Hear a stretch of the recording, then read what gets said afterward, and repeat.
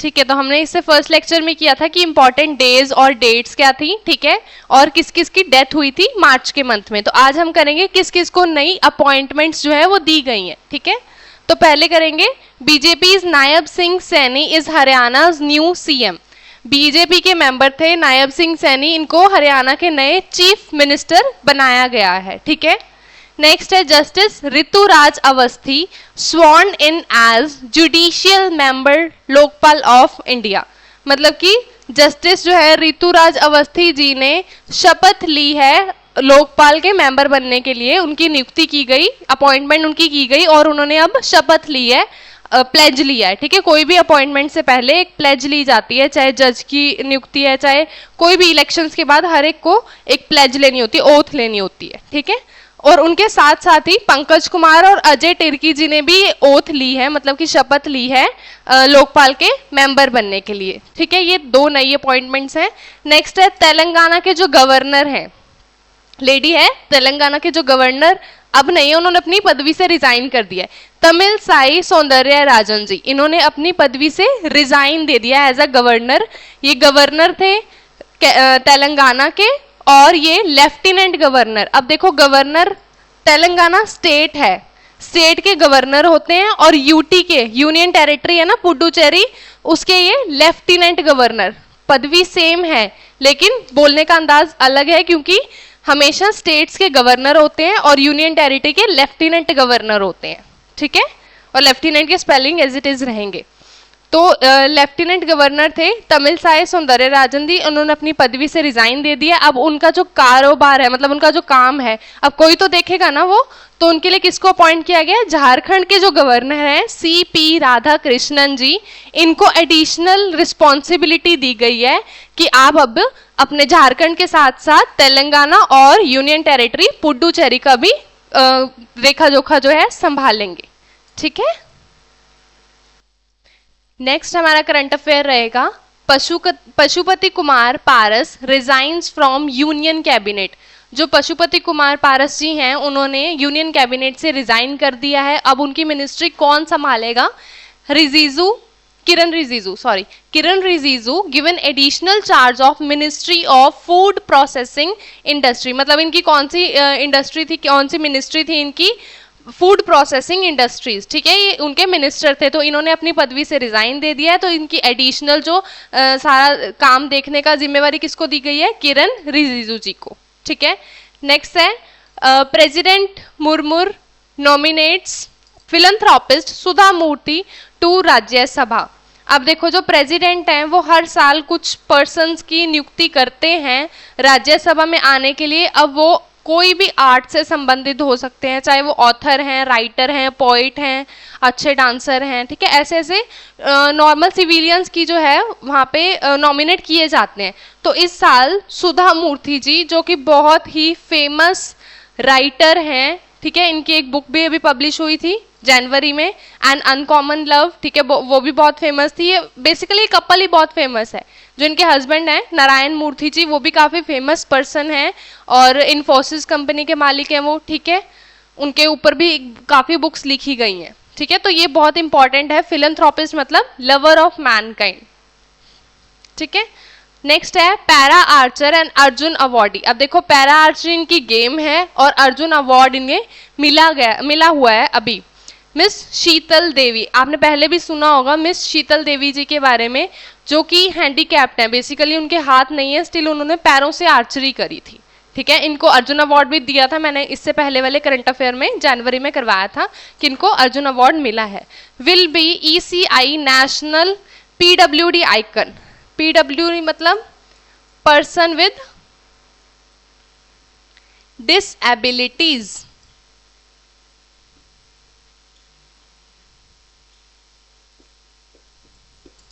Person with डिसएबिलिटीज category का इनको national icon nominate किया गया है, इलेक्ट किया गया है। क्योंकि इनके जो हैं दोनों हाथ नहीं है, स्टिल इनमें हौसला इतना है कि इनको अर्जुन अवार्ड भी मिला है, देखो अपनी गेम को लेके, ठीक है। चलो नेक्स्ट है IPS officer Anurag Agarwal appointed as head of parliament security ठीक है, जो आईपीएस ऑफिसर, मतलब अब देखो इनकी पदवी भी साथ में दी गई है कि ये आईपीएस ऑफिसर हैं अनुराग अग्रवाल जी, इनको कहाँ पे अपॉइंटमेंट मिली है, हेड ऑफ पार्लियामेंट सिक्योरिटी पूरे डिपार्टमेंट का इनको हेड बनाया गया है। ठीक है, नेक्स्ट है IPS officer Daljit Singh Chaudhary appointed as new director general of NSG national security guard. अब देखो इनको एनएसजी का डायरेक्टर जनरल बनाया गया है, किनको, सीनियर ऑफिसर, ये काफी सीनियर है, मतलब एज वाइज भी काफी सीनियर है, senior IPS officer Daljit Singh Chaudhary. अब ये याद कैसे रखना है, इससे पहले जब करंट अफेयर करवाए थे जनवरी के, तो आईपीएस ऑफिसर दलजीत सिंह चौधरी जी को डायरेक्टर जनरल बनाया गया था एसएसबी का, सशस्त्र सीमा बल एसएसबी का डायरेक्टर जनरल उनको तब बनाया गया था, और मार्च में इनको एनएसजी यानी कि नेशनल सिक्योरिटी गार्ड का डायरेक्टर जनरल बनाया गया है। एक ही पर्सन को 2 पदवियां मिली हुई हैं। ठीक है, नेक्स्ट देखो, नेक्स्ट बड़ी इंपॉर्टेंट है, एसआई सुमन कुमारी, मतलब sub inspector Suman Kumari become BSF first women sniper. सबसे पहले तो स्नाइपर का कंसेप्ट समझो, स्नाइपर होता क्या है। अब देखो आर्मी में, फौज में आपने देखा होगा कि एक डायलॉग बड़ा फेमस है, एक गोली एक दुश्मन। ठीक है, कि मतलब एक गोली से एक दुश्मन मार देना है, कहने का मतलब है कि निशाना हमारा चूकना नहीं चाहिए। और स्नाइपर वही पर्सन होता है जो काफी देर अपने जो निशाने पे फोकस करके रखे, जिससे कि उसका निशाना कभी चूकेगा नहीं। ठीक है, तो एसआई सुमन कुमारी, मतलब कि सब इंस्पेक्टर सुमन कुमारी जी बीएसएफ की ऐसी फर्स्ट वुमेन बनी है, फर्स्ट वुमेन स्नाइपर के रूप में उभर के आई हैं। ठीक है, नेक्स्ट है senior IPS officer Sadanand Vasant Date, ये इनका पूरा नाम है, Sadanand Vasant Date appointed as director general of NIA national investigation agency. अब ये थोड़ा सा डिफरेंस है इनमें, बट आप याद रखना, ठीक है, ऐसे कंफ्यूज मत होना। हाँ जी, नेक्स्ट है हमारे पास राहुल सिंह जी। राहुल सिंह को कहाँ अपॉइंट किया गया है, appointed as new CBSE chief. CBSE जो हमारा सेंट्रल बोर्ड है ना, उनके नए चीफ अपॉइंट किया गया है राहुल सिंह जी को। ठीक है, नेक्स्ट है आईएफएस ऑफिसर। आईएफएस ऑफिसर यानी कि इंडियन फॉरेन सर्विसेज, फॉरेन बाहर वाले से होते हैं ना, foreign services officer Vinay Kumar appointed as ambassador of India to Russia. अब देखो एम्बेसडर, ब्रांड एम्बेसडर बेसिकली आपने सुना होगा।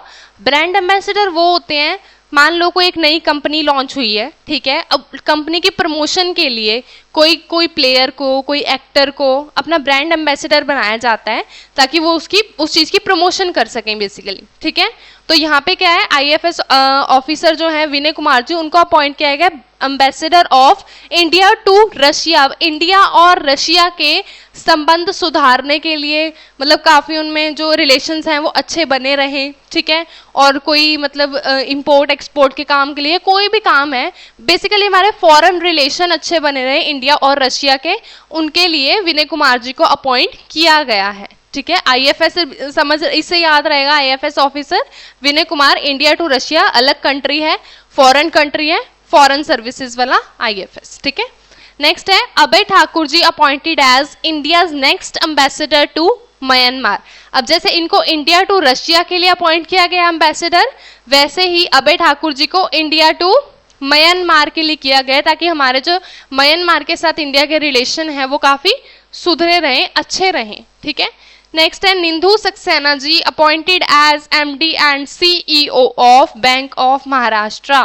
बैंक ऑफ महाराष्ट्र के नए एमडी और सीईओ बनाया गया है निंदू सक्सेना जी को। क्लियर?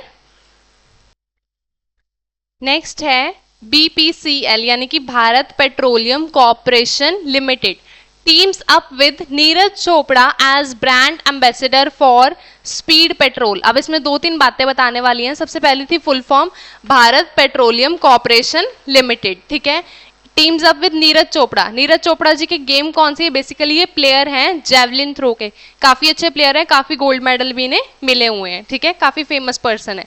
नीरज चोपड़ा जी को ब्रांड एम्बेसडर, सेम जैसे मैंने बताया था, कोई भी कंपनी, कोई भी स्टार्टअप नया होता है तो वो अपने ब्रांड एम्बेसडर बनाते हैं ताकि उनकी जो प्रमोशन कर सकें, एडवर्टाइजमेंट कर सकें बेसिकली फॉर स्पीड पेट्रोल। अब स्पीड क्या है? जैसे जितनी स्पीड से ये जैवलिन यानी कि भाला फेंकने का काम करते हैं, उतनी स्पीड से इनका पेट्रोल बिके। ठीक है, ऐसे याद भी कर सकते हो, इतना इसका मतलब भी ऐसे समझ सकते हो आप कि जितनी तेजी से ये भाला फेंकने, जैवलिन थ्रो का काम करते हैं, मतलब बहुत जोर से भाला फेंकते हैं ना, ठीक है, तो वैसे ही उतनी स्पीड से इनका जो है बीपीसीएल वालों का पेट्रोल सेल हो बेसिकली, ठीक है। नेक्स्ट है नीरज चोपड़ा जी से रिलेटेड है, जैवलिन थ्रो की गेम है। Becomes new brand ambassador of ever ready company, जो सेल की कंपनी होती है ना एवर रेडी, ठीक है, उनके ब्रांड एम्बेसडर बनाया गया है नीरज चोपड़ा जी को। लास्ट है Pavan Davuluri, IIT Madras graduate, is new Microsoft Windows head. जो भी हम लैपटॉप में यूज करते हैं, माइक्रोसॉफ्ट यूज करते हैं, उनके हेड बनाया गया है किसको?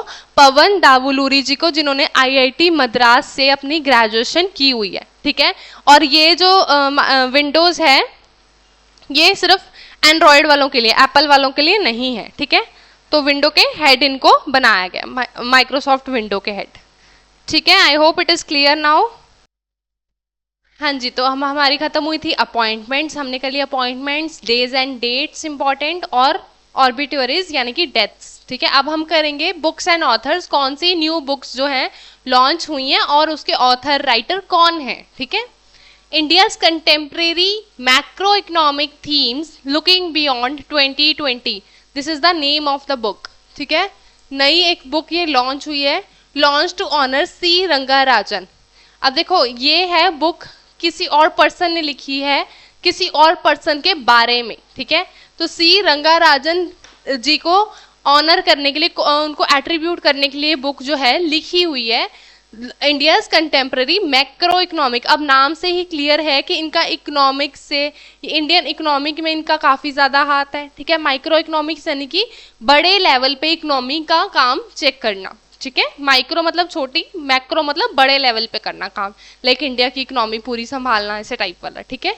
तो ये बुक इनको ऑनर करने के लिए लॉन्च की गई है, ठीक है। नेक्स्ट है information and broadcast minister releases book. अब इंफॉर्मेशन और ब्रॉडकास्ट मिनिस्टर ने बुक सिर्फ रिलीज की है, रिलीज करना, लॉन्च करना, ठीक है, लिखी किसी और ने है, Israel war diary. This is the name of the book, Israel war diary, written by Vishal Pandey. Vishal Pandey ji ने बुक लिखी है, इन्होंने इंफॉर्मेशन एंड ब्रॉडकास्ट मिनिस्टर ने इसको रिलीज किया है, पब्लिश किया है, ठीक है।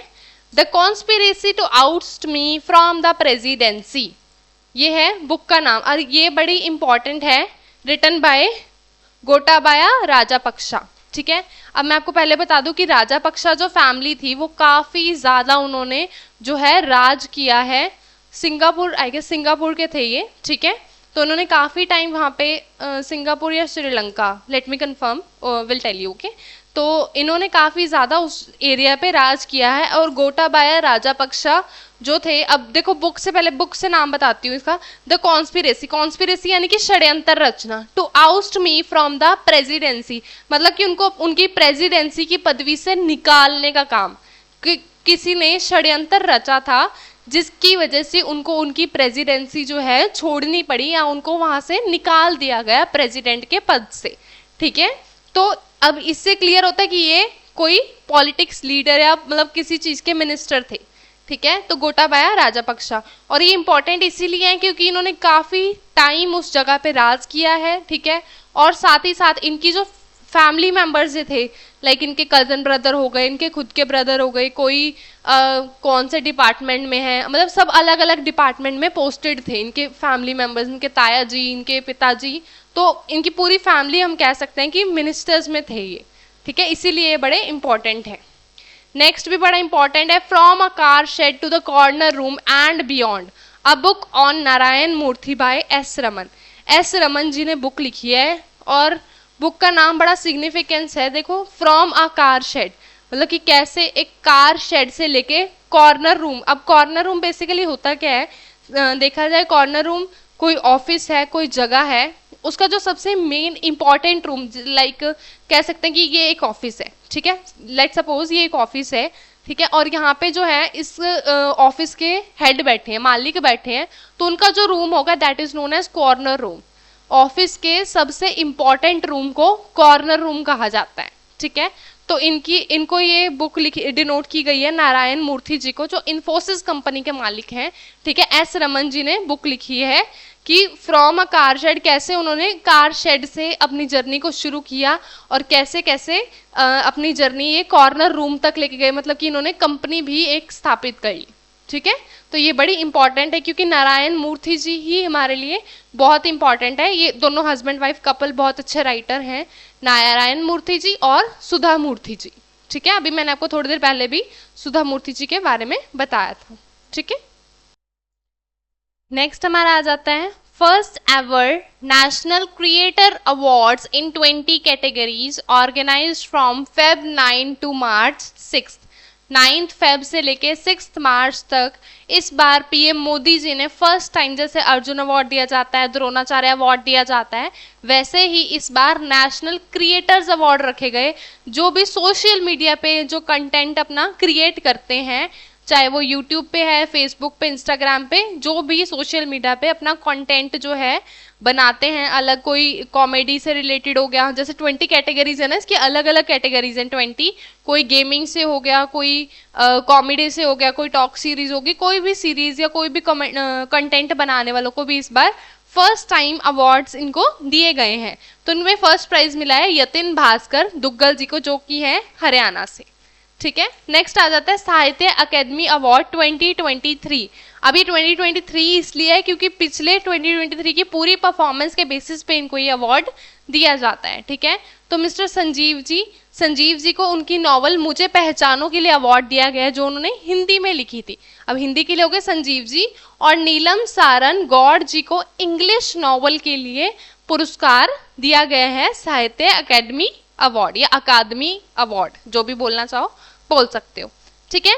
नेक्स्ट बड़ा इंपॉर्टेंट है, Ratan Tata awarded PV Narasimha Rao memorial award for philanthropy work. PV Narasimha Rao ji को जो ये काफ़ी मतलब कह सकते हो आप सोशल पार्टी से रिलेटेड हैं कि सोशल वर्क बहुत ज़्यादा करते हैं ये, ठीक है।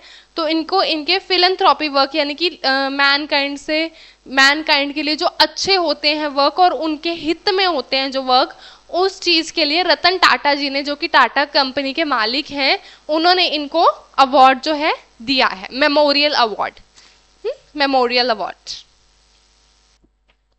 नेक्स्ट हमारा आ जाता है, सॉरी मैं ये बताना भूल गई कि बुक्स एंड ऑथर्स के बाद हम कर रहे हैं अवार्ड्स, ठीक है, किसको कौन से अवार्ड मिले हैं, ठीक है। PM Modi receives Bhutan's highest civilian award, जिसका नाम है ऑर्डर ऑफ द ड्रग गायल्पो।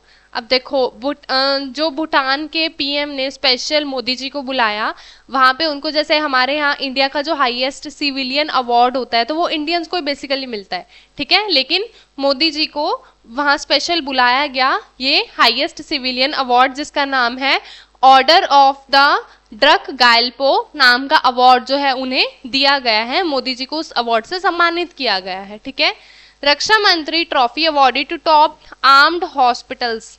अब रक्षा मंत्री जी ने आर्म्ड हॉस्पिटल यानी कि जो आर्मी वालों के हॉस्पिटल्स होते हैं, जो भी कोई जंग लगी उसके बाद किसी को कोई चोट लगती है, किसी का भी इलाज जो है वहाँ पे करवाया जाता है, उनको भी इस बार ट्रॉफीज दी गई हैं, ठीक है। इसी के साथ हमारे बुक्स एंड ऑथर्स अपॉइंटमेंट्स और अवार्ड्स जो हैं खत्म होते हैं। Thank you so much.